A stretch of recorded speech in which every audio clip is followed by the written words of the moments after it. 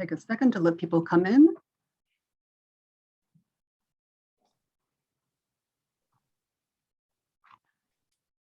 Good afternoon and good evening to everyone joining us from Europe or further away today.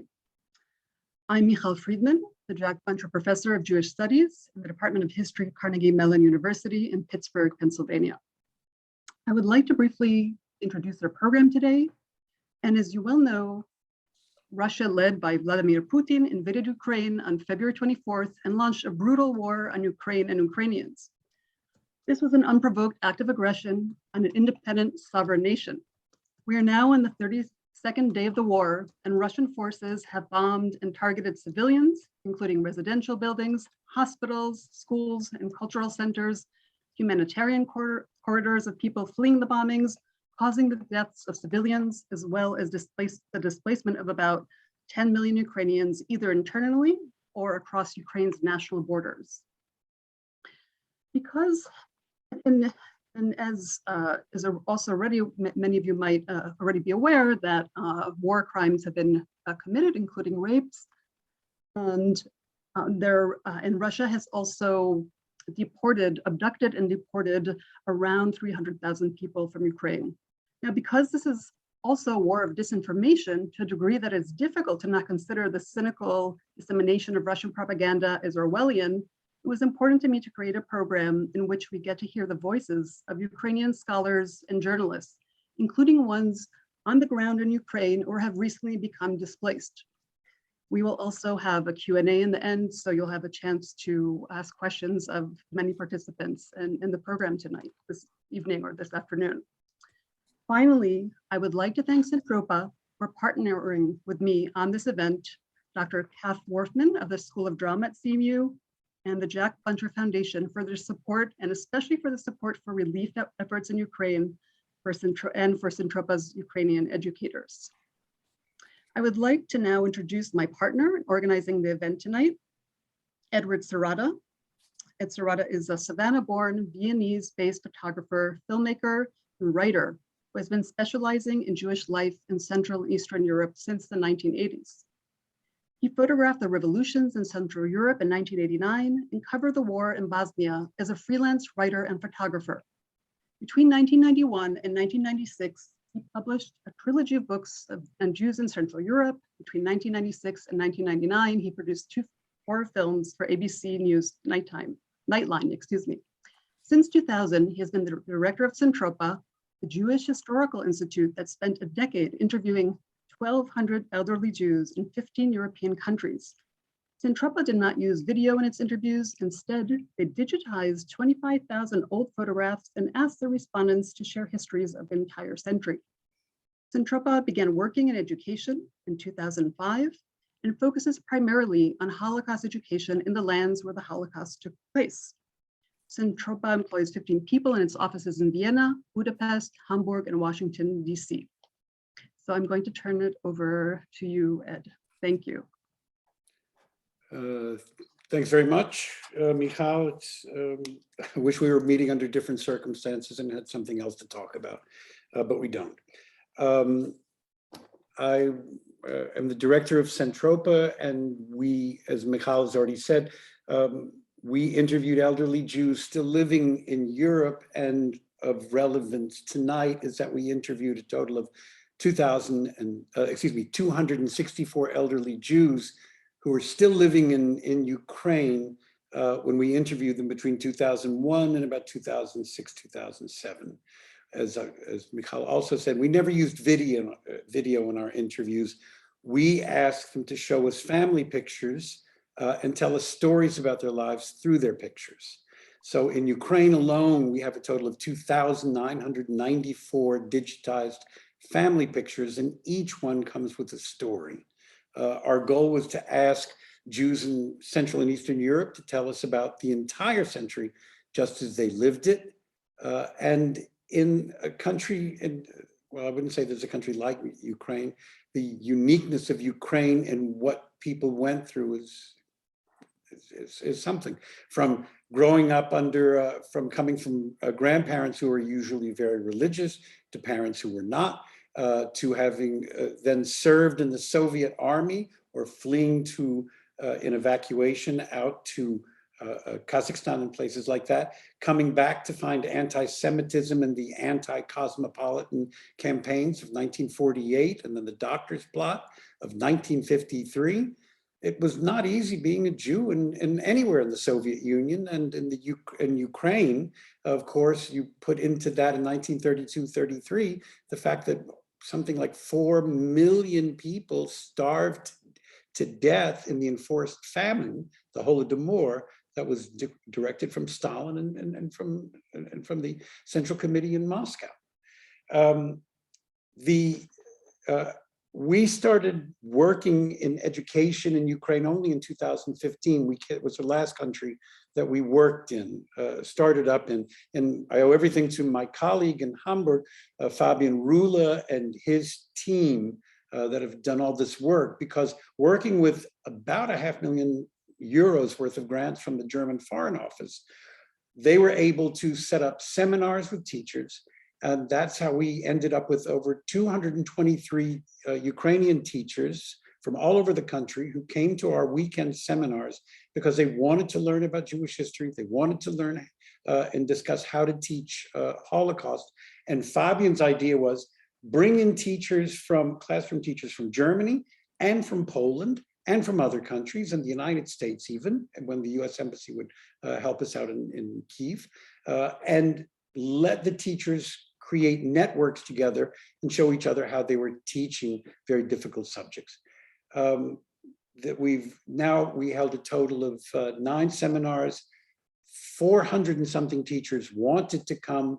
We were able to house and take in 223 teachers. And those 223 teachers we've now been in contact with through one of our teachers, a coordinator who lives in Ukraine. He has fled from Kyiv. He's now living in the west of the country, he and his wife and child.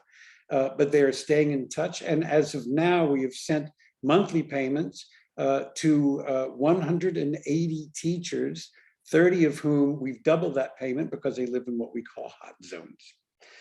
So that brings you up to date at least a bit on what we're doing. Centropia also is working very closely with the Babin Yar Memorial, which is a few years ago. These are people who have now have the funding to create a series of museums and educational programs throughout not just Babin Yar itself, the massive ravine where 33,000, almost 34,000 Jews were shot in 2 days on the 29th and 30th of September, 1941. But now we're working with them on educational programs throughout the country. We were to be joined tonight by Ruslan Kavatsiuk, but he is on a humanitarian aid mission tonight, rushing over the border, he said, to an EU country, and then he's planning to talk to us, and maybe he'll be able to join us. In the meantime, though— I'm here. That's okay. I'm here. Ruslan, you are here. So, and then it's good to see you, Ruslan. Where are you?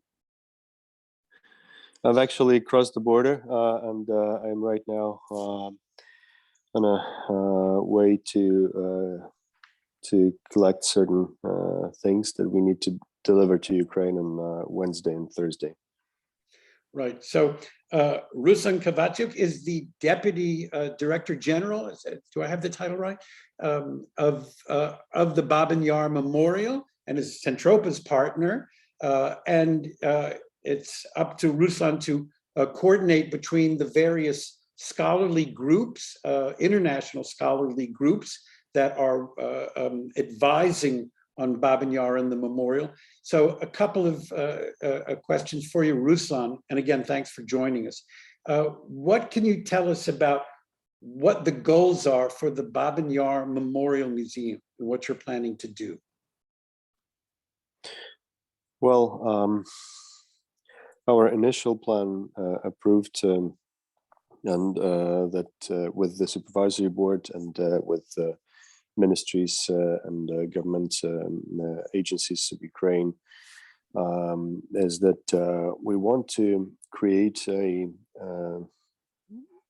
rather big complex of museums and artistic installations that would all tell the story of Babyn Yar, tell the story of Holocaust by bullets in Eastern Europe, and also create an emotional journey for the visitors of the location.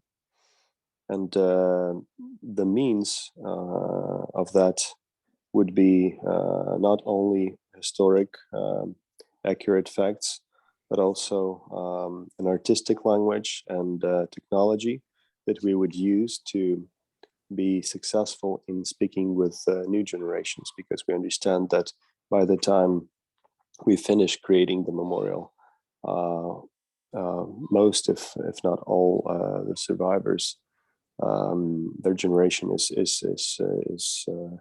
is leaving us, and it's important to tell that story so that it's not something abstract, but it's a very human, something that talks to not only mind but also to the hearts of our visitors. And at the moment, of course, the story of Babyn Yar is again changing. It was one of the locations that was attacked by missile rockets by Russian Federation forces. And only yesterday, there was another Holocaust site hit with shelling, the menorah in Kharkiv, in Drobetsky Yar.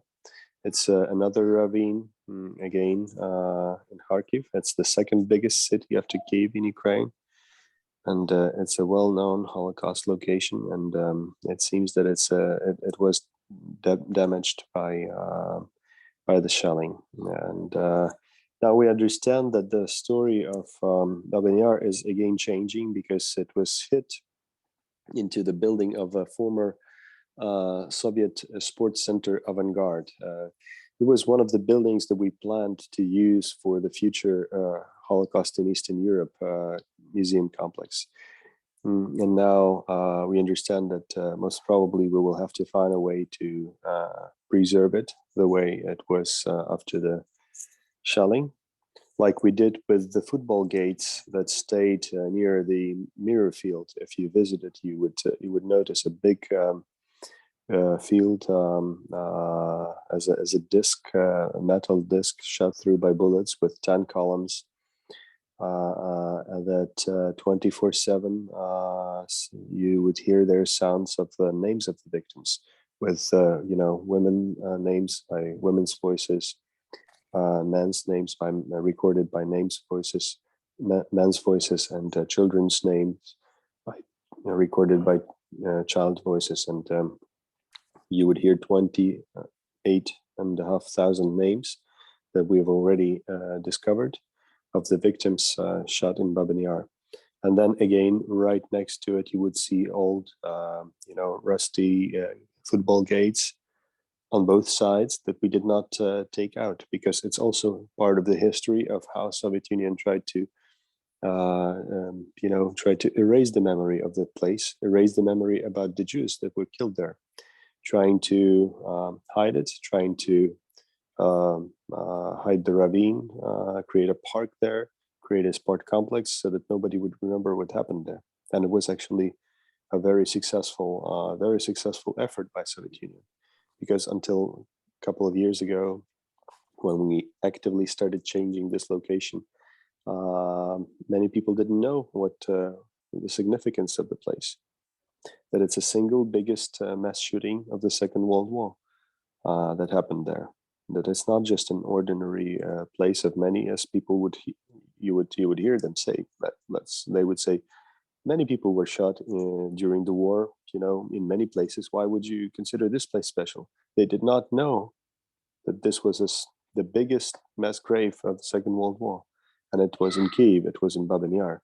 Now more people know it, because we've built a number of installations and artistic objects and spiritual buildings. And this year we were planning to open their first museum space that would be in the shape of a hill, with the 3D model, 80 meters long 3D model of the ravine, with all the scenes of what was happening 80 years ago there.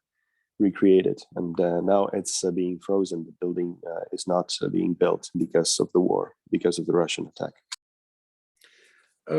Ruslan, it's at least many of us are impressed with how your team is creating all sorts of ways to tell the story of Babyn Yar and the Holocaust in Ukraine and and throughout the entire region. I'd like to shift the conversation, though, to asking about what you and the team at Babyn Yar are doing right now in Kyiv and other places in regards, because on your website, there's now a site for the work that you're doing for humanitarian aid. Can you tell us about that, what you're doing? Sure. Well, basically what we do is that we try to change the focus a little bit.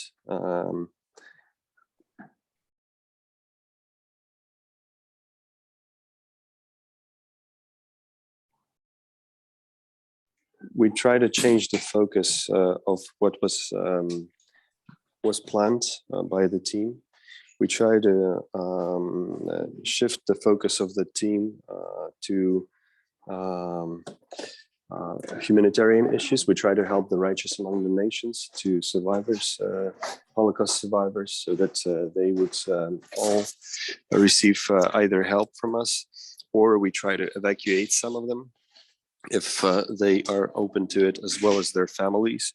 And we're trying to find a way to also continue our historic research on the one hand, but on the other, we work with different institutions to help preserve some cultural and historic important artifacts, as well as the archive and the collection of the memorial.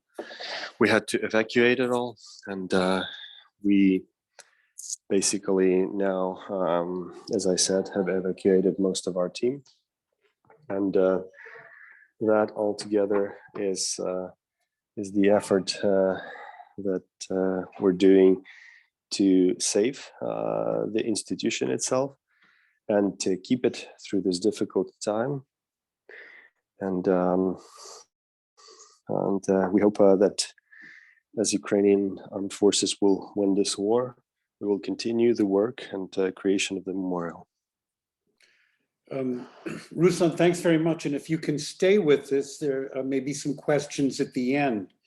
And I want to thank you again, and we want you to stay safe. And you're going back into Kyiv day after tomorrow. So best of luck to you. And thank you very much for joining us. Thank you. I'd now like to speak with our next guest, Tim Judah, who is a journalist and author. And Tim right now is sitting in his hotel room in Kharkiv in Ukraine.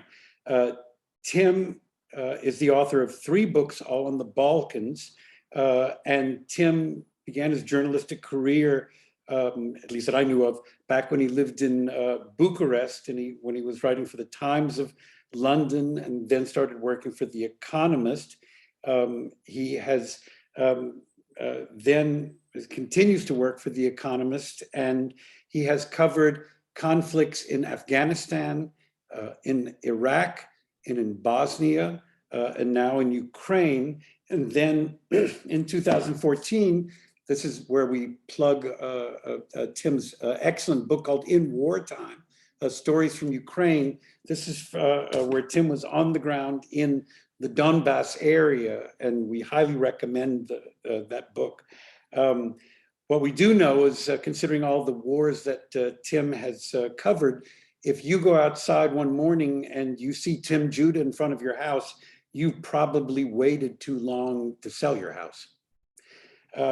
And what we're doing now is, Tim, I'd like to turn attention to you in Kharkiv. How long have you been in Ukraine this trip?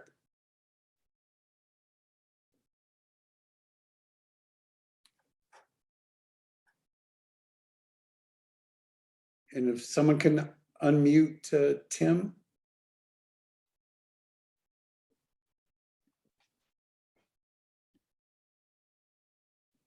There you are. Hi. Right.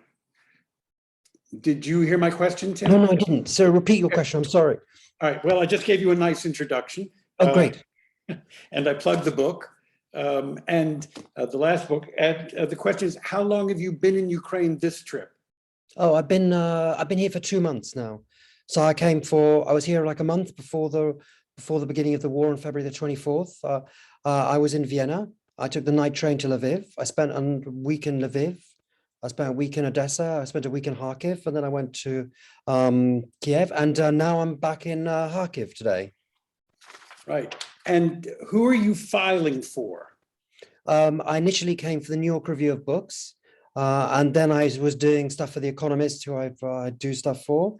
And at the moment, I'm now the New York Review of Books is. I'm not doing stuff for them, but the Financial Times has come in, so I'm doing a series of reportage pieces for the Financial Times. And mostly for those of our people tonight, our participants who don't know, what are you? Are you doing mostly journalistic work, or are you also going after politicians? I'm doing. I mean. I mean, for example, here in Kyiv, in Kharkiv, I've been trying to get the mayor, but obviously the mayor's not very interested in speaking to the Financial Times. Maybe it's not big enough for a platform for him. I'm not sure. And then the governor too, but the governor too is very busy, so I'm not sure that he wants to speak to the Financial Times. So I mean, I'll stay an extra day to get the governor. But I mean, in general, I haven't been going. I mean, it hasn't been my brief to do that. I mean, there have been, for The Economist, there have been other people doing that. And my brief has really been to sort of be the person on the ground doing the reportage and the color. And, going to places, well, like here where there's fighting, there's some fight, I can hear the shelling in the background. And for example, I've been, in places like Irpin, just outside Kyiv, which is a sort of key battleground. I've been doing much more of that than trying to find quotes from politicians. Right. And tell us something. You're a journalist, you're alone. Do you have what is your backup? What is your support system? Well, I mean, for example, in Kyiv, I was, I've been, was sharing a car, and we have a Ukrainian documentary filmmaker colleague who's been acting as a translator and fixing for us. So I was sharing that with two photographers who I think at least one of whom you might know, Ron Haviv, who was took some crucial and well-known pictures from the Bosnian War, and Heidi Levine, who works for the Washington Post. And here I'm just came with a Ukrainian colleague, a documentary filmmaker, to Kharkiv. So it's just me and him here. Right. And then maybe I'll show a video right now of one of the burning. You shot a little bit of a burning building. The burning building is a 16-story building which was destroyed about 2 weeks ago in Kyiv. Yeah, it was one of the more dramatic residential blocks that was that was burned. I mean, actually, the interesting thing about those blocks is those buildings that have been burned or attacked in Kyiv is actually unlike here in Kharkiv, where for sure they're just like randomly sort of firing missiles into the center of the city. I mean, they're targeting some buildings, but some things I'm sure are not targeted. But in Kyiv, officials think that actually two officials actually said out of every four missiles, they think one hits its target, two fall on residential buildings by mistake, and the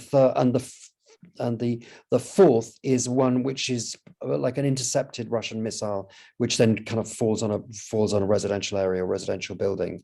But it depends which places you are, because in places like Mariupol, of course, they're targeting everything. So it depends, where you are. Tim, we'll take a look at this video footage that you shot. Okay. And let me.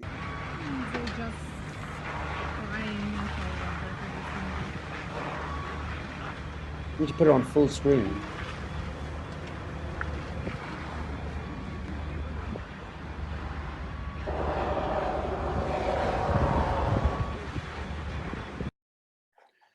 The two ladies that you just saw briefly, there were two old ladies. There were two ladies. One of them was that was what they both came from that block, and one of them was pointing to her, pointing to, yeah, that's right. Those two, they were one of them was pointing to her flat on the 11th floor, which actually had not been on fire when it was hit, when it was not destroyed at the initial blast, and she was saying that it was on fire as she was looking at it burning.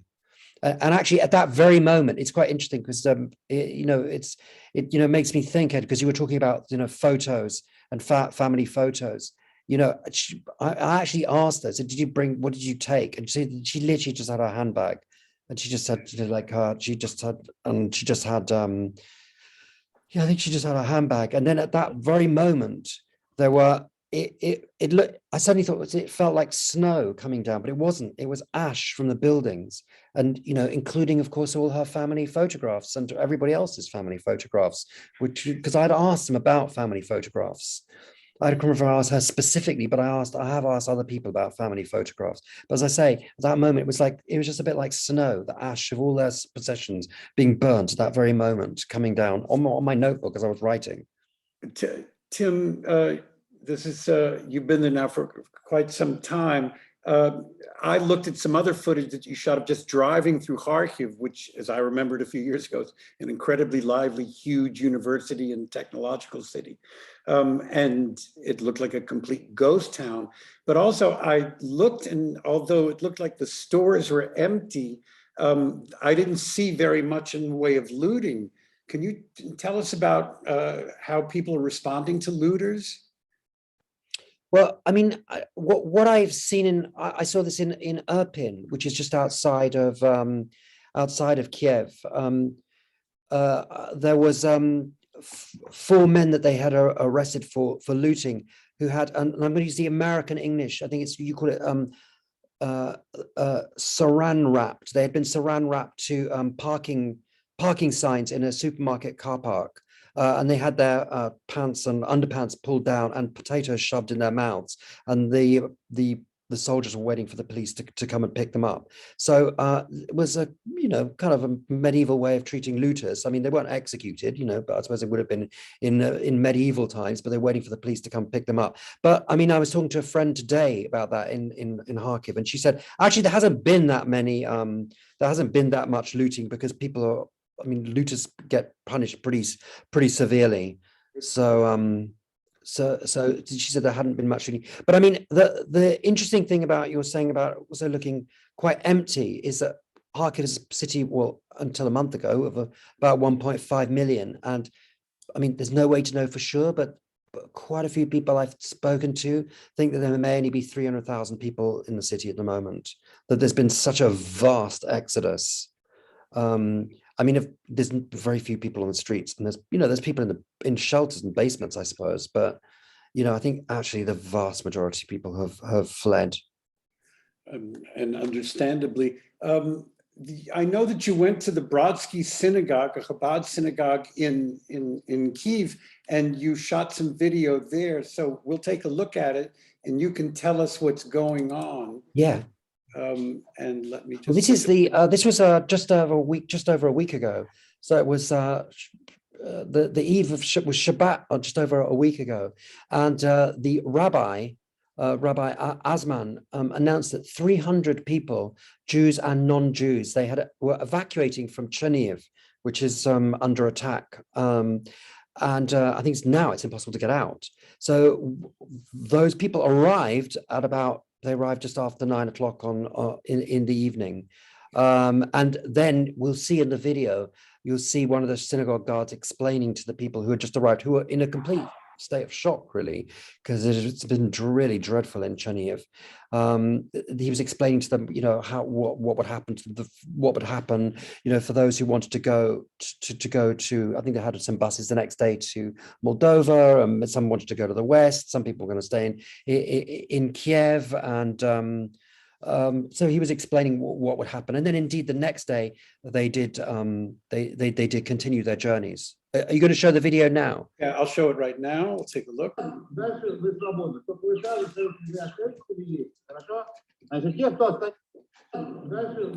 think we can't see it. Right, sorry. Хорошо? Значит, те, кто остается потом, мы всех кормим, здесь в зале все едят. Я прошу учесть, что вы находитесь в святом месте. Поэтому, пожалуйста, не сорите. Упало что-то убирать. Молодые помогают старым, вне зависимости от того, от степени родства или знакомства с ними. Окей? Значит, теперь дальше. После того, как вы поедите, мы поймем, сколько у вас здесь остается, отведем вас.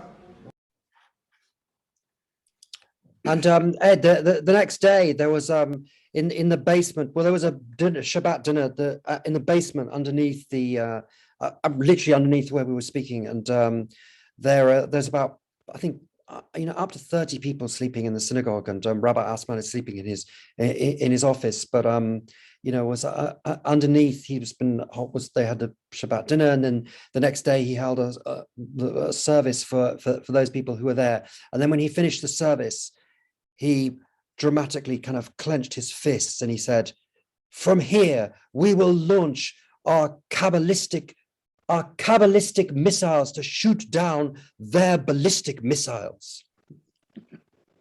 That's good. He also said that he's, although he's originally from St. Petersburg, he said that he is now against the Amalek, the great enemy of the ancient Hebrews. Yes, well, he's he is quite a character. Yes. For those of you who don't know, this is the man who actually built a place called Anatevka outside of Kyiv. Tim, we're going to move on, but we'll have some questions for you, I'm sure. So I am now going to turn things over to my colleague, Michal Friedman, who's going to take us to the next part of our program.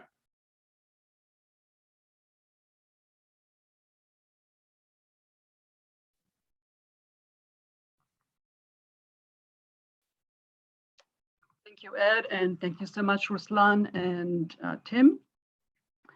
I'm next going to introduce Dr. Marta Havryshko.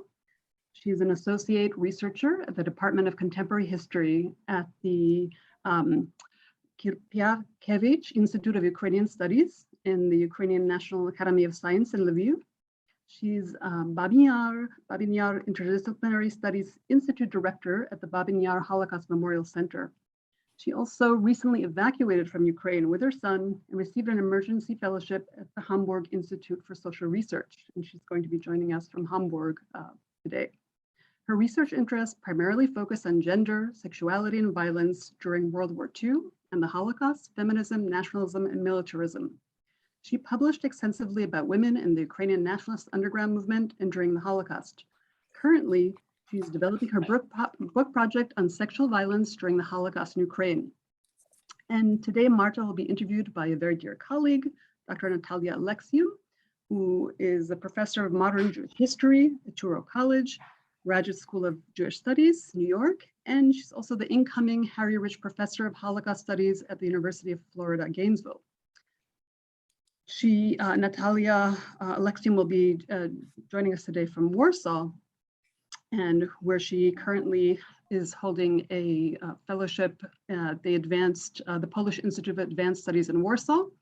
And she has also published books on most recently on the book 2021, Conscious History, Polish Jewish Historians Before the Holocaust with Litvin Library of Jewish Civilization.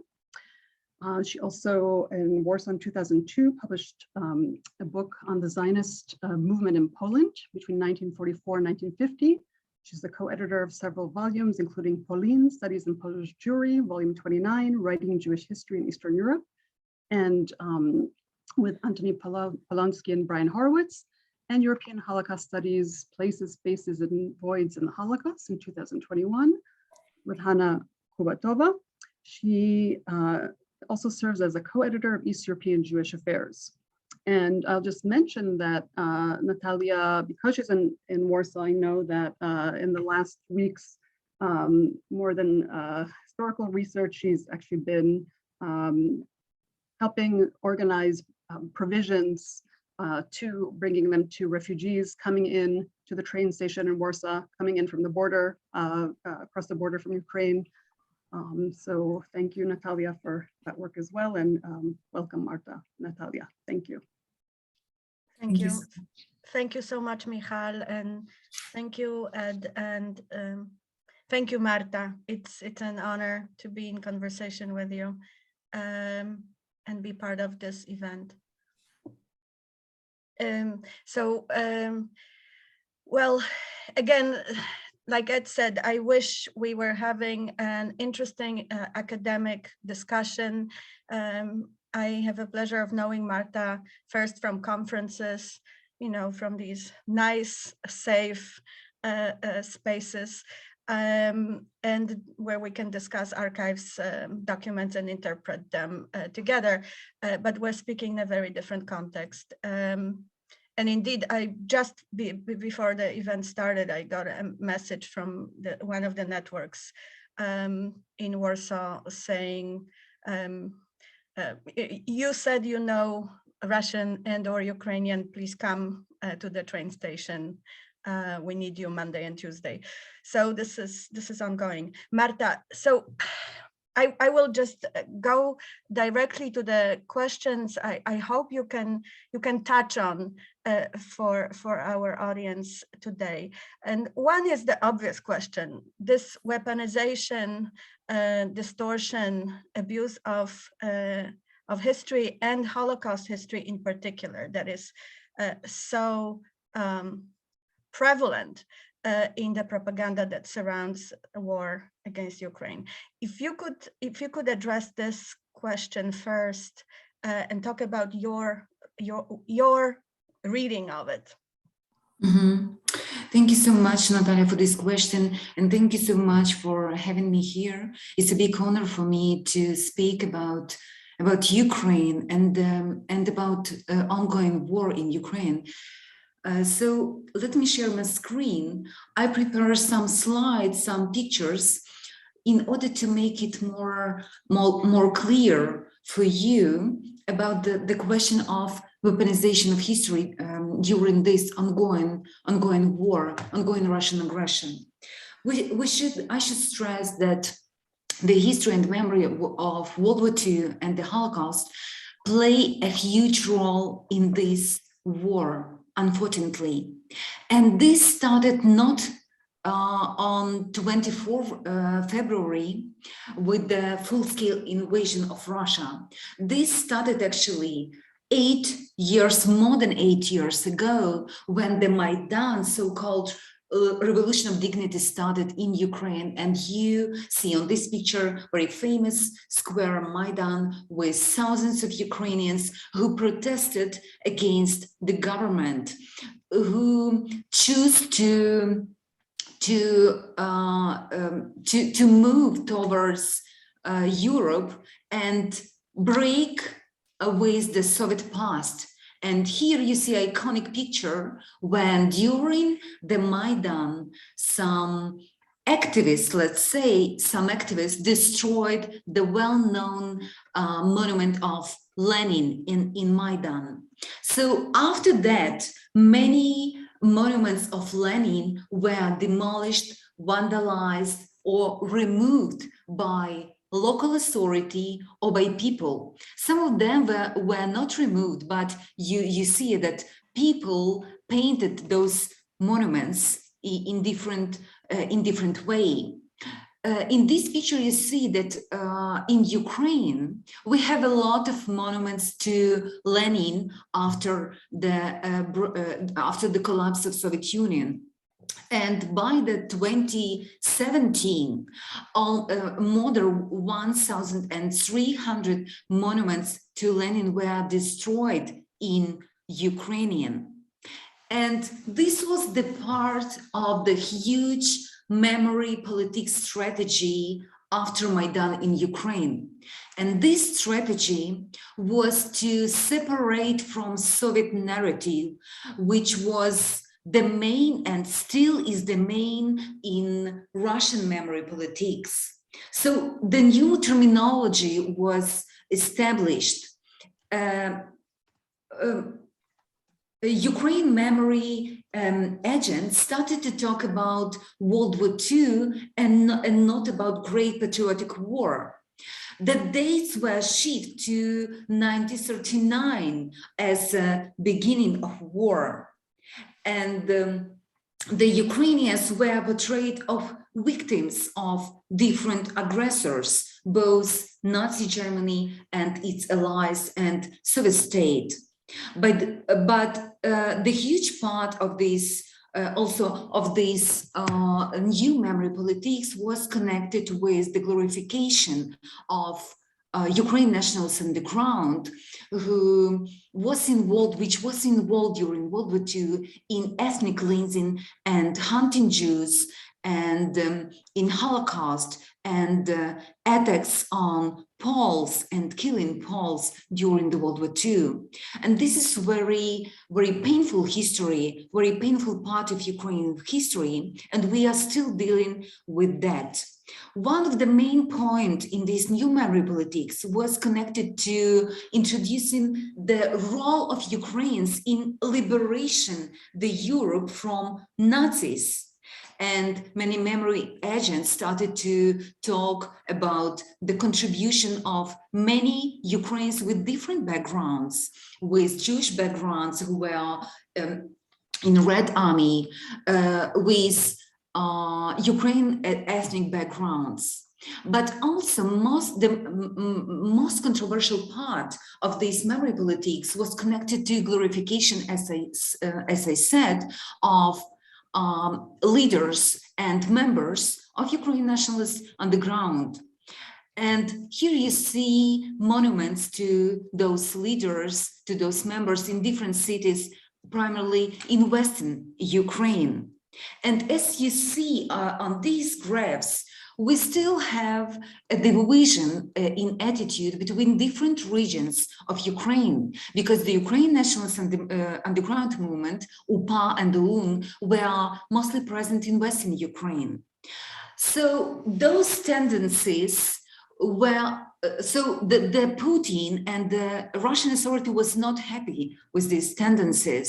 And in his famous speech at Yad Vashem 2 years ago, Vladimir Putin actually addressed all those tendencies in Ukraine memory politics, because all those stress the existence of Russian state, and its memory politics. And during this speech, actually, Putin called the members of Ukraine nationalist movement as fascist, and he claimed that the Russians are only one who won the war and who liberate the Europe from Nazis.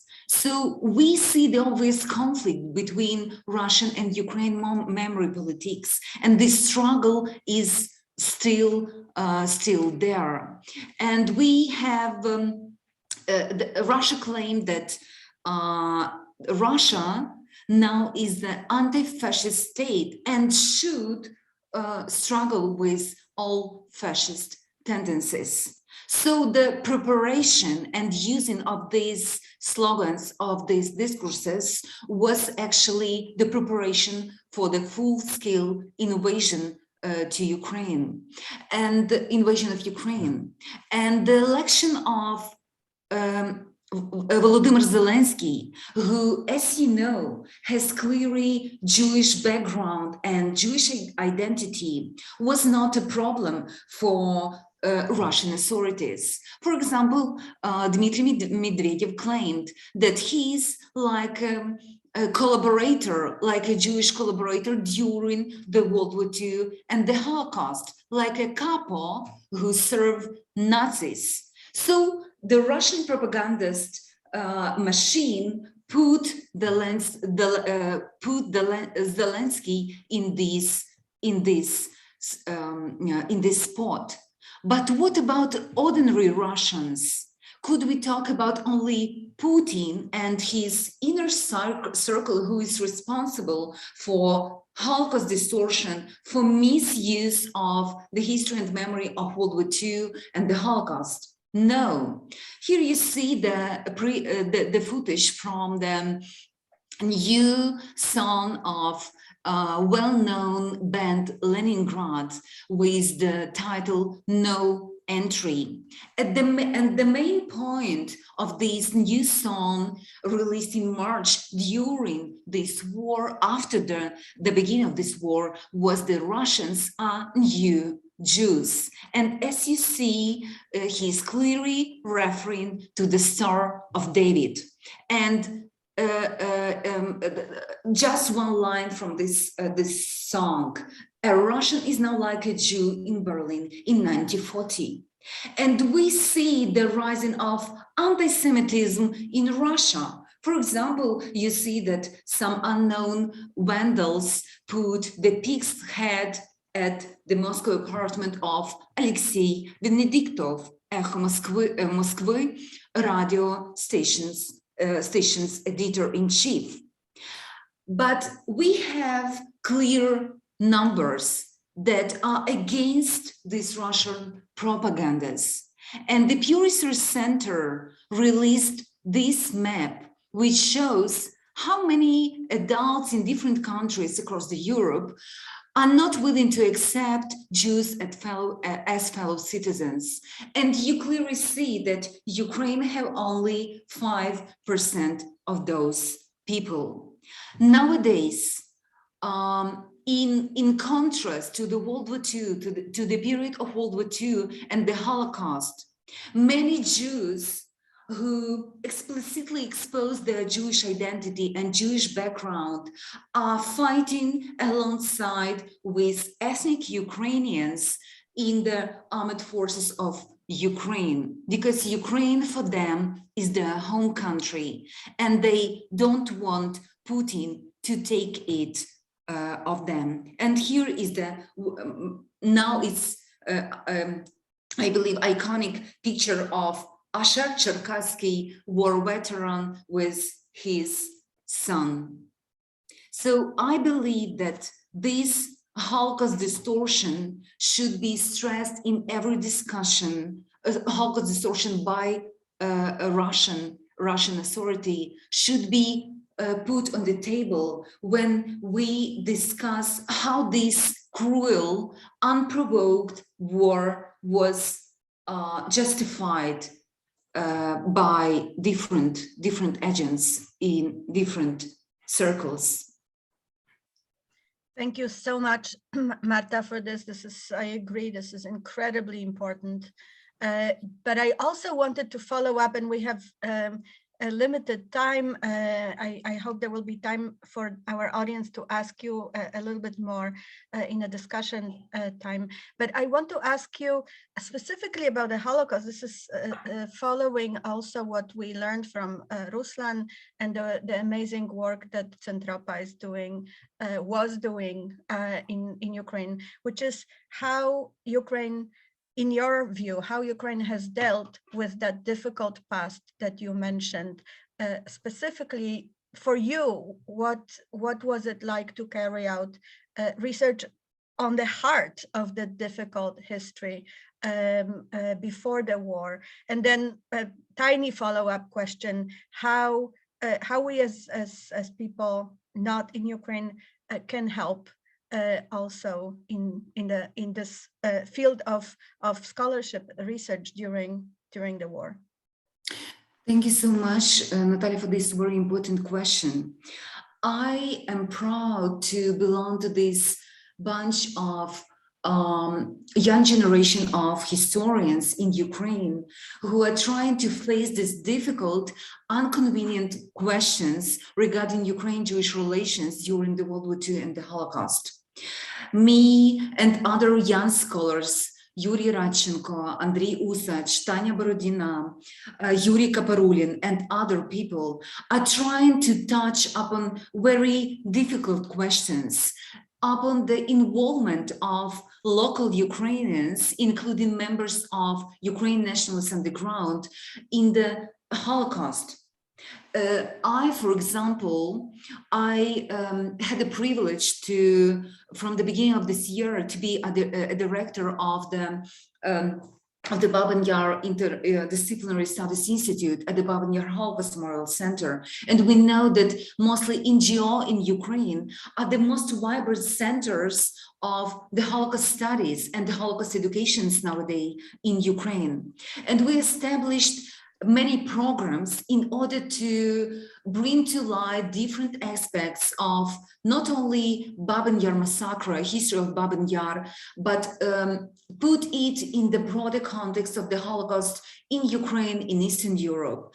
And we were planning so many programs actually to develop our center and to make this center as an intellectual hub for creation knowledge, for spreading this knowledge, for academic collaboration. And we are in close cooperation with different academic circuits from different countries with different backgrounds. And I'm very happy that Ukraine are taking very serious steps in order to deal with this uncomfortable truth and silenced for many years this history.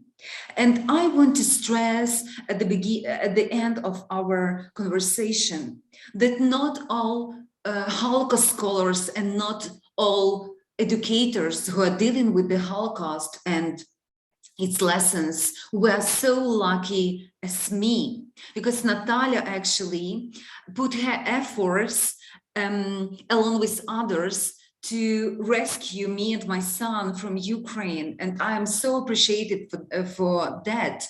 But many Ukrainians, many Ukrainian scholars are still in Ukraine. They can't leave the country because of health issues, security issues. They can't leave their parents, for example, or grandparents. And some of them, especially men, we have this gender dimension here. Men couldn't leave country due to martial law. That's why I am asking international community, different institutions to provide support for them as well, in order to make, to help them to survive and support their dependents, to help them to develop their very important research. So they need non-residential scholarships, for example. They need help in accessing different journals, different books, different archives, different sources in order to foster their work. So I'm asking the entire community of educators and scholars, save Ukrainian science, help Ukrainian scholars nowadays. Thank you so much. Thank you so much, Marta.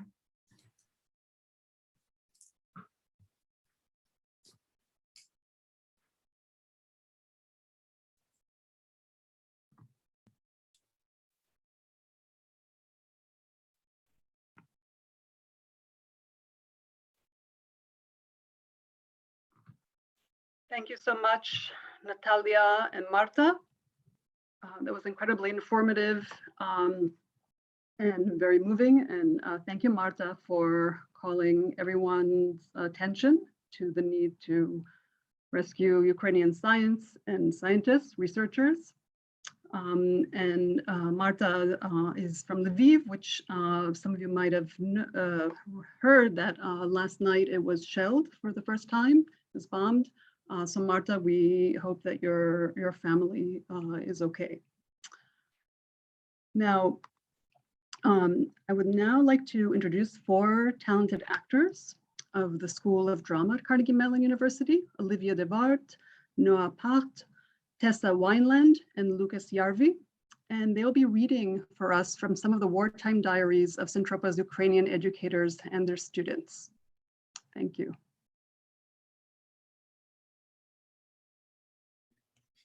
Hi, everyone. Can you hear me okay? Great. My name is Olivia.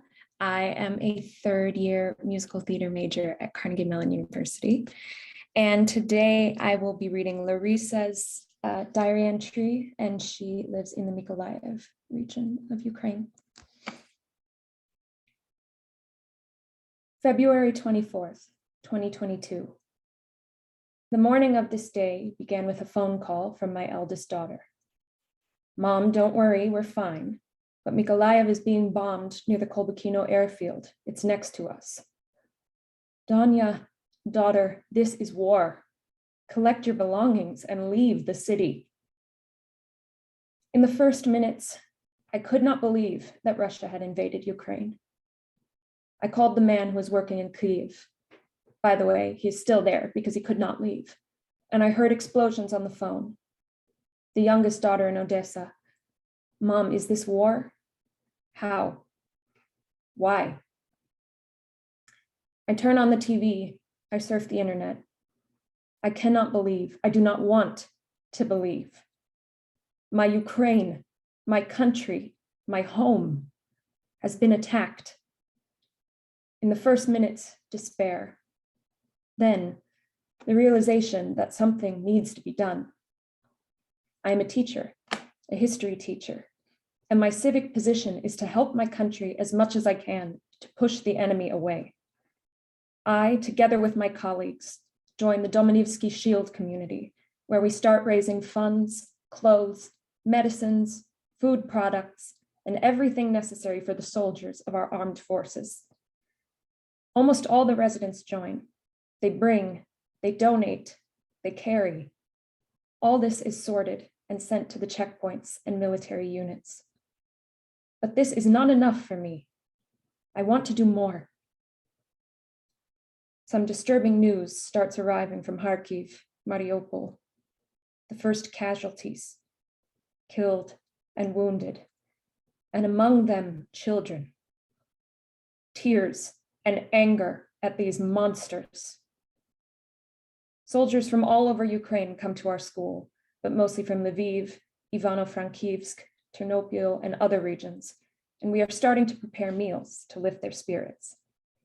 Every day in the morning and in the evening, we take turns, first running online classes, then running to the school canteen to feed the Ukrainian soldiers. They thank us, but we are infinitely grateful to them for defending us against the Russian fascists. Every time we say goodbye, we give them our blessings. We hug and we ask, please stay alive and beat the enemy mercilessly for our homeland. We are so close to each warrior that we invite each other over for a visit after the victory. All days merge into one, and you only count what day of the war it is. Thus, we did not pay attention to the 8th of March, International Women's Day. What of holidays during the war? In the morning, when we came to school, we quickly made breakfast and decided on what to cook for lunch and dinner, since we want the boys to feel at home. At about 10 a.m., the commander invited all the women from the kitchen to one of the classrooms. He said we had to talk. We came, a little embarrassed, and there we had a real concert. Among our soldiers, there were those who played the piano and those who sang well. First, tears, followed by laughter. At the end of the holiday concert, all the guys lined up and congratulated us, giving us bouquets of tulips.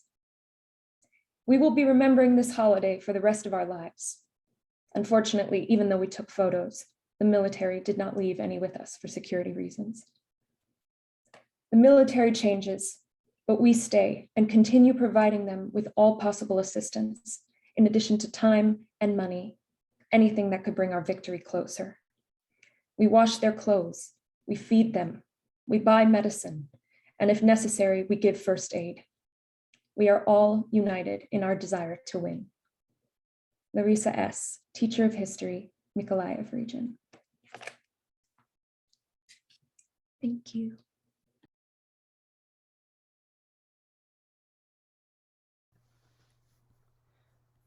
Hello, everyone.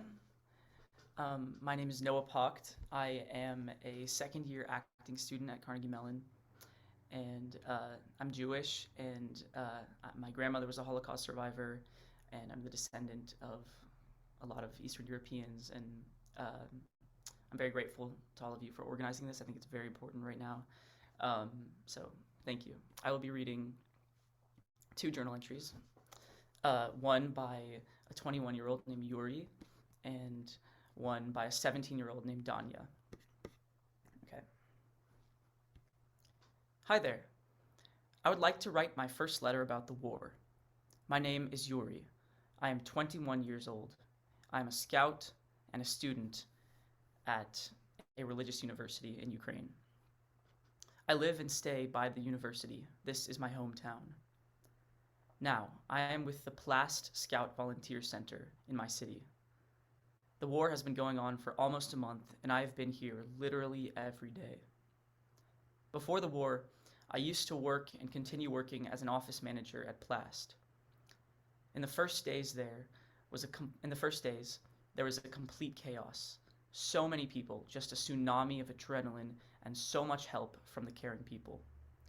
During the first 10 days of the war, no one could even sit down to eat quietly. There were constantly so many calls and people to answer and attend to that it was merely impossible to even think about one's own needs. All the forces were directed at the army. Even during the air raids, we ran a call center in the basement rather than keeping it as a safe place to think. Now there's much less work. Volunteers have partially returned to their studies and work. Many of them combine those activities at our headquarters since everything has gone online again. In the basement, we can sing songs to lift our spirits and improve the mood. The structure of the work has become clearer. Everyone knows what to do and who is responsible for what. It has all turned into somewhat a routine, and I'm not particularly happy about it. My expectations of the war are quite pessimistic, and I sincerely hope that the war will be over by the end of the summer. I will send you photos and videos of my days. Peace. Yuri. Hello, my name is Danya. I'm 17 years old. Now, there is a war going on in Ukraine. It is very scary. It's scary to remember February 24th, because in the morning at 6, Mom runs up to me in tears and says, "Danya, wake up. This is war. Our airport was shelled." I quickly got up and began to collect all the necessary things. The news began to say that Kharkov was being shelled and so on. 2 days, it was more or less quiet by us. On the 3rd day, my mother and I went to help pack medicines for the front. And then we hear a siren. Everyone in confusion began to descend into the bomb shelter. When we got home, we couldn't relax. Every 2 to 3 hours, we received messages. "Warning, the emergency alarm is on. Everyone must go to the shelter." We understood that the rest of the nights, we would sleep dressed and take turns on duty. God bless that this will all be over soon. Glory to Ukraine. Danya. Thank you very much.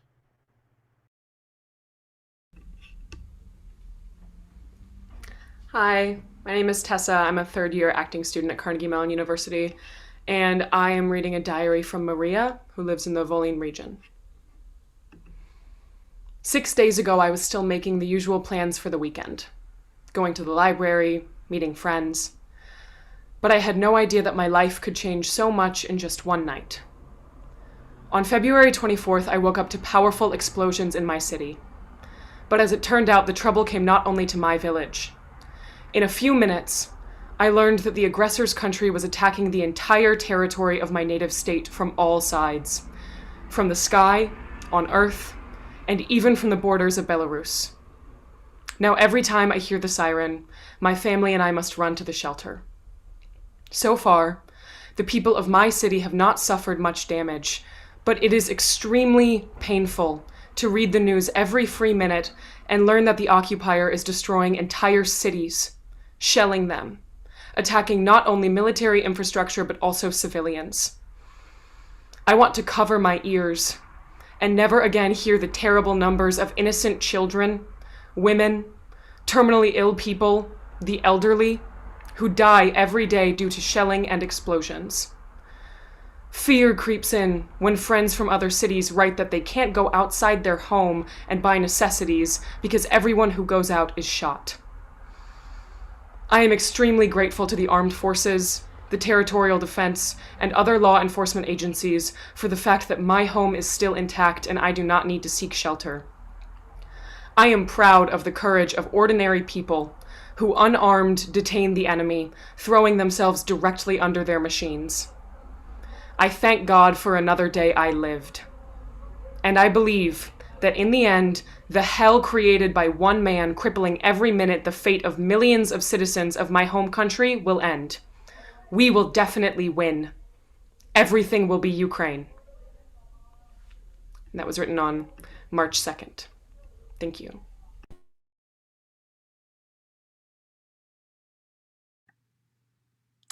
Hello, my name is Lucas Yarvi. I'm a second-year acting major at Carnegie Mellon University, and I have family from Poland and Estonia. And today I will be reading a diary entry by a person named Artem from the Mykolaiv region. February 24th was supposed to be a normal day. I had no idea how everything could be changed, how one person's plan could destroy the lives of millions of people. My mom woke me up at 5 a.m. and said that something was exploding in the city. At first, I didn't even understand what was happening. But as soon as I got out of bed and looked out the window, I immediately heard several explosions and the sounds of jet engines. From that moment, I had many questions, but as soon as I turned on the phone, one message from a friend was enough for me. The worst thought came true. Putin declared war on us. I could not believe it.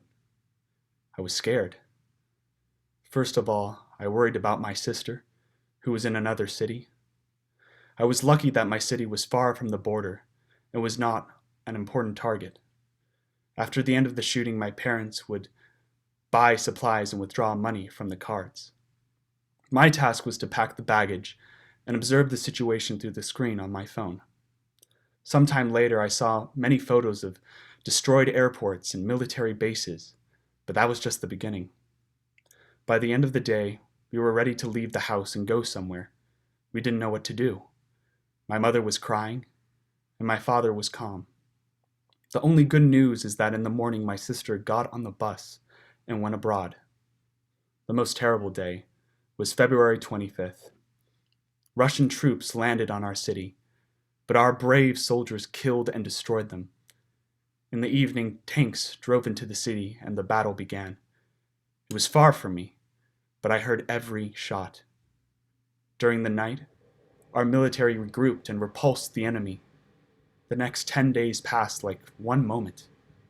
I woke up early, had breakfast, and the air raid warning turned on. It happened 3 times a day. I had to sleep in the same clothes. On the first day, there was young guys with Molotov cocktails in the shelter.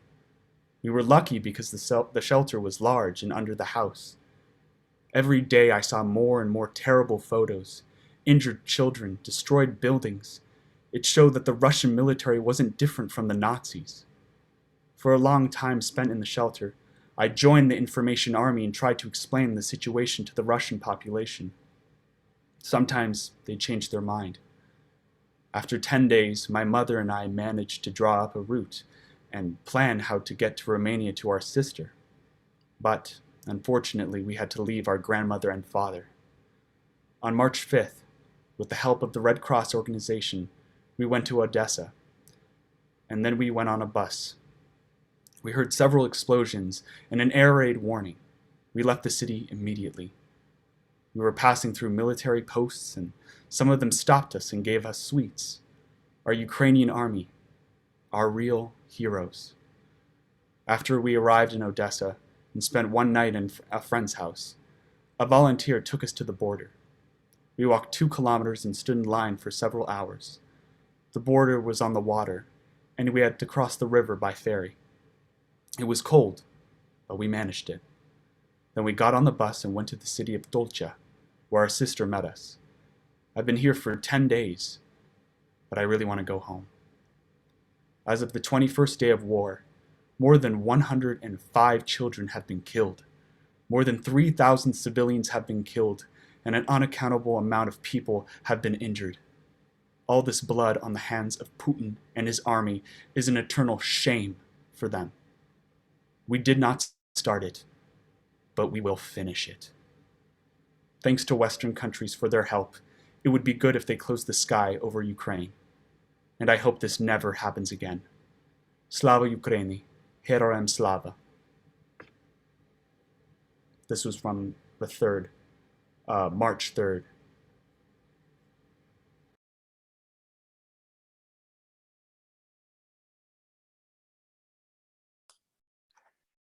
I'd like to thank our drama students from Carnegie Mellon for this very strong readings, very strong diary entries from teenagers and their teachers who are in the Centropia Ukrainian network. We'll go quickly into the next section, which is we're going to look at photographs that were taken by Max Levin. Max Levin is one of the 2 photographers we use very often in Ukraine. And he's been working with us since 2016. I want to tip the hat to our team in Hamburg, Fabian Rula, Ninja Steyer, Max von Scholler, and Magda Farnesi, because they're the ones who've been working with our teachers in Ukraine.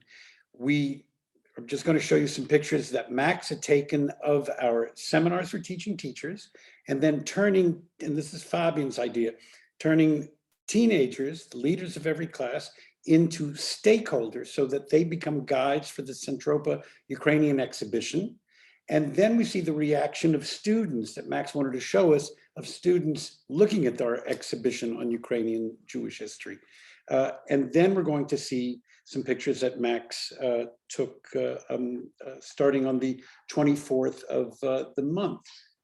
So we'll take a look at this, and just give me a second to start.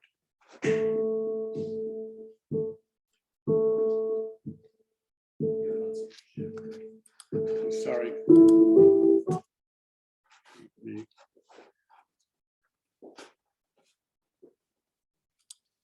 We're going to do that.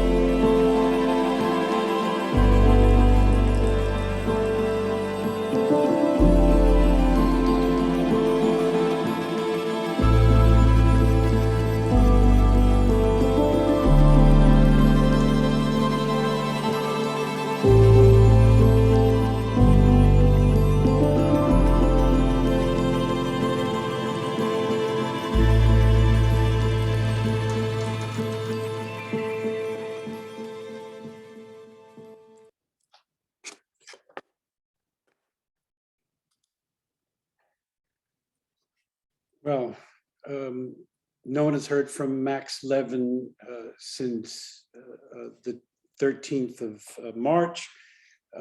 We've been supporting him and helping him financially. And I told him that I wanted to use some of his less grisly pictures with some of our teenage students in the United States. And Max wrote back and said, fine, just don't make me into a hero.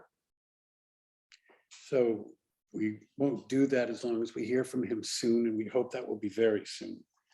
Hope that he's been perhaps at best abducted and will be released. So that covers that part of our program. Is that right, Michal? And then we're open for questions. Yeah, that's correct. And if you can bring me back to the main screen with Ed. Well, what we'll do now is, and thank you to all of our participants, and we're going to take questions. And I do see that there's some questions from the Q&A. So I will start with them, and they're directed. It's not clear who they're directed to, but in some cases I can figure that out. Okay, let me just wait for a second. Let me just ask if Kenny from Media Services, if you're able to bring me back to the main screen. Thank you. Okay, so we have lots of questions. Okay, so first of all, I'm going to start from the bottom. We have a question from Carrie Kina asking if it's possible to get the photo essay by Max Levin to show our students in the USA with appropriate accreditation, of course. Carrie, just be sure to send me a direct message somehow, and I'll get you something on that. Thank you, Ed. We have a, okay, so we have a question from Lori Weissman. Okay, thank you for this firsthand witness to what's going on in Ukraine. I'm wondering if you have contact with people in Russia as well. What is their perception of this invasion? I can only speak for myself, and I would like Marta and Natalia to speak on that, because I'm sure they would be more apt. We are in touch with a few people. Actually, it's the grandchildren of some of the people we interviewed in Russia, and some of those interviewees are still alive and over the age of 100. And their granddaughters and grandson, we're in contact with them, but we don't discuss politics. So, but Natalia and Marta, you perhaps have something on that. I'll give Marta the mic and maybe add a sentence.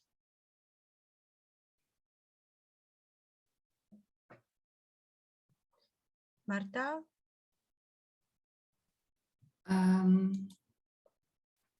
Yes. So as I clearly understand their question, it's about the help of Holocaust survivors. Yes, or I'm sorry, I missed the question. I'll repeat it, Marta. So thank you for your kind of witness to what's going on in Ukraine. I'm wondering if you have contact with people in Russia as well, and what is their perception of this invasion? Oh, yeah, that's why I wanted you to. Oh, okay, okay. Thank you so much. We can talk about it a lot, and this is a very painful question for us. I will talk about my personal story because I think that it's very relevant to the what's going on. My husband has a Russian background. His father and his mother are Russian. And almost all of his relatives nowadays are staying in Russia. And nobody actually is checking on him. And after Lviv was shelled yesterday, they still kept silence. He was trying to talk with them and to find out what are they thinking about this invasion, about this cruelty, about the destroying of hospitals, maternity hospitals. Maybe you know that in Mariupol, many Ukraine young women died with their newborn children. and also pregnant women that were sheltered in this theater. And some of them, some of his relatives just don't want to discuss this question. And some of them clearly support actually this invasion, and they don't believe in the stories of cruelty. So they justify this aggression and this war. And our story, our personal story, is not only the one case. I hear similar stories from my friends and from my acquaintances and from my relatives. I'm also very disappointed with the position of some of Russian Holocaust scholars as well. They kept silent even today, even after destroying Chernihiv, Mariupol and other cities. And I am full of frustration. I am full of anger because of this silence. Because we as Holocaust historians know that silence in violence is complicity, could be a complicity. But at the same time, I want to stress that some of my colleagues, Russian colleagues, clearly support Ukraine. They organize different rallies in support of Ukraine in different cities and abroad. And I think that this is very brave position, and I am very grateful for their stance. But we should clearly understand that as Levada actually measure the public opinion in Russia, in current days, the support of this military operation, is rising, despite of all casualties, despite of so many Ukrainian children that have been killed and wounded in Ukraine. So it's a very difficult story, a very complex story. And I think that we should, that this conversation between Ukrainians and Russians will be very difficult and painful. Thank you so much. Thanks very much. We have one more question each for our other two panelists, one of which is, Tim, this is for you, and then we have a question for you, Ruslan, and that somebody had written here that we don't know where, so the city where Maria lives has just been bombed. So I don't know who Maria actually is, but Tim, do you have any updates on bombing tonight? Well, he might have been referring to Maria Avdieva, who I referred to earlier on. I mean, yeah, I can hear shelling. I mean, I don't know if it's, but it's not only incoming, it's outgoing as well. I can't tell you if it's incoming or outgoing. It's in the distance, and it's probably in the northeast of the city where most of it is, but it's not in the center of town. I can hear it quite clearly. Before we ask us Ruslan, something about archives, Tim, there's one other thing. Are you actually seeing that the Ukrainian army, Kharkiv, for those of us who've been there, knows how incredibly close it is to the border to Russia, and everyone figured that it would fall almost instantly. And besides, most of the people who live in Kharkiv are actually Russian speaking, not Ukrainian speaking. But we're hearing correctly that that first of all, the Russians have not taken this enormous industrial city, and now is the Ukrainian army actually pushing them back? Well, I mean, this whole thing about Russian speaking is this kind of like, very kind of out of date idea. I mean, people in Dublin, in Ireland, are English speaking, but it doesn't mean that they want to become part of England or rejoin the United Kingdom, obviously.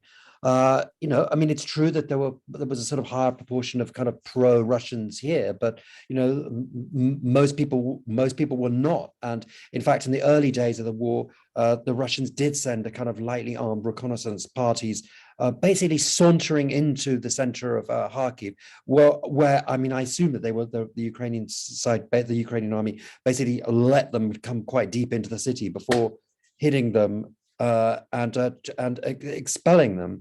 So now they're on the sort of edges of the city, and you know, like in Kyiv, they haven't been able to take it because the Ukrainian army is, you know, has defended it and is defending the city. They say that they've taken back little pieces of little parts of little bits of territory that the Russians had taken, but I mean, I can't actually tell you if that's true. I mean, I can't confirm that. I do know that I think in Kyiv that they have taken back a little bit of territory in the northeast, and I also think there's been some hype about it in other parts. They claimed last week that they had liberated the town of Makariv, so I tried to go there, and first of all I couldn't get in because it was too dangerous, and then the mayor said, well, it was never taken by the Russians anyway. They took a little bit of it, and they're still there. So there was a little bit of kind of patriotic hype about that. But you know, I mean, the main point is that the Russians have not been able to take Kharkiv, they haven't been able to take Kiev, and they haven't been able to take any big major urban center. You know, even including, you know, the Mariupol. I mean, Mariupol may well fall, but it hasn't yet. All right. Tim, thanks very much, and I look forward to seeing you in happier circumstances very soon. Ruslan, we have a very interesting question for you from Deborah Yellen in regards to the status of Ukrainian historical archives. And she writes, have any of these institutions been deliberately targeted? And are there any ways that we can support archivists and librarians trying to protect their collections? And then she gave a link on that. And Ruslan, we've read stories, and same thing with places like Kharkiv, is that in the lead up to the 24th of February, most museums simply did not take things down from the wall, as opposed to spiriting it away earlier. Can you address that, Ruslan?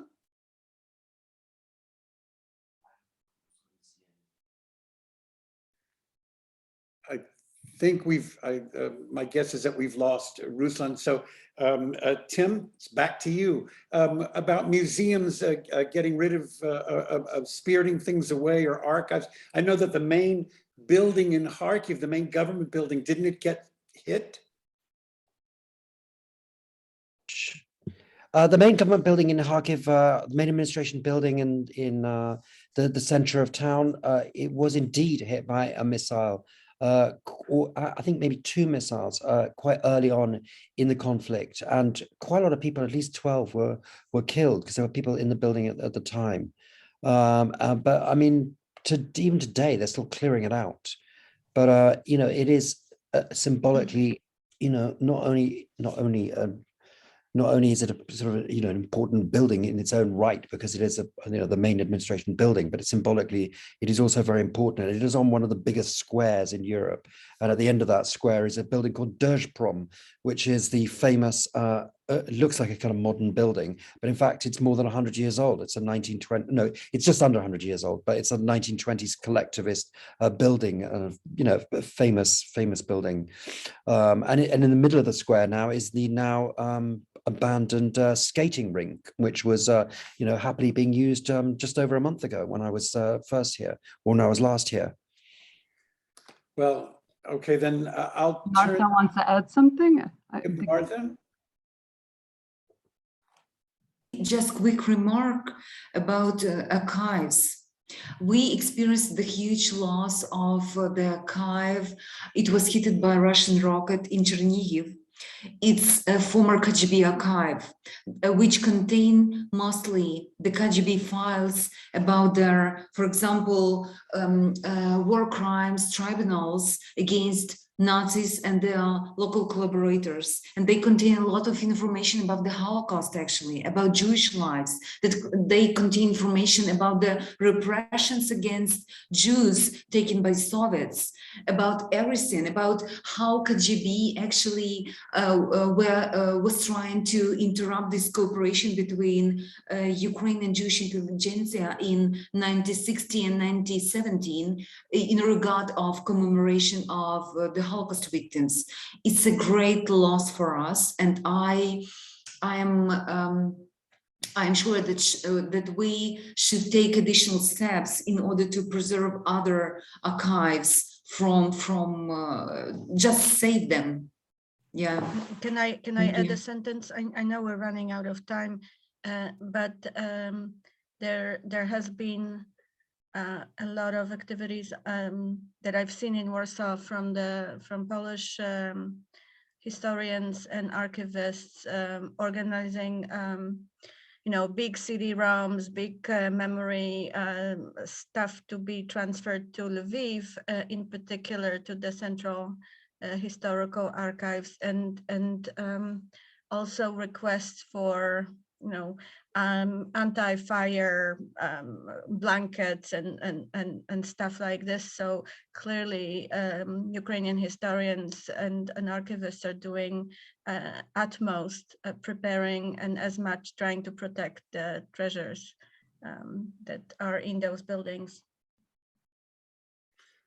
Well, I want to thank you both, and I want to thank Tim. Please stay safe, Tim. And I want to thank Olivia and Lucas and Noah and the one I'm missing, and for the great readings that you guys did. And Michal, I'll turn it back over to you to sign off for us. Thank you, Ed. Again, we're out of time, but thank you again, Marta, Natalia, Tim, Ruslan, Lucas, Noah, Tessa and Olivia for your beautiful readings, and to Centropia for the incredible work you're doing. And one more thing, if I may, this is the commercial break, is that should anyone feel the need to support a teacher, one of our Ukrainian teachers, go to centropia.org, our website. There's a link right at the top of the page, and you can make a donation. We're sending $60 a month. To every teacher. You make a 1 month, you can make it a half month, or you can make it 10 months, whatever you wish. And we 100% of this money goes to the teachers directly to their bank accounts through our colleague in near Rivne. So there's your commercial break. So, okay, thank you, everyone. We're going to sign off. Thanks, everybody. Okay. Thank you for putting it together.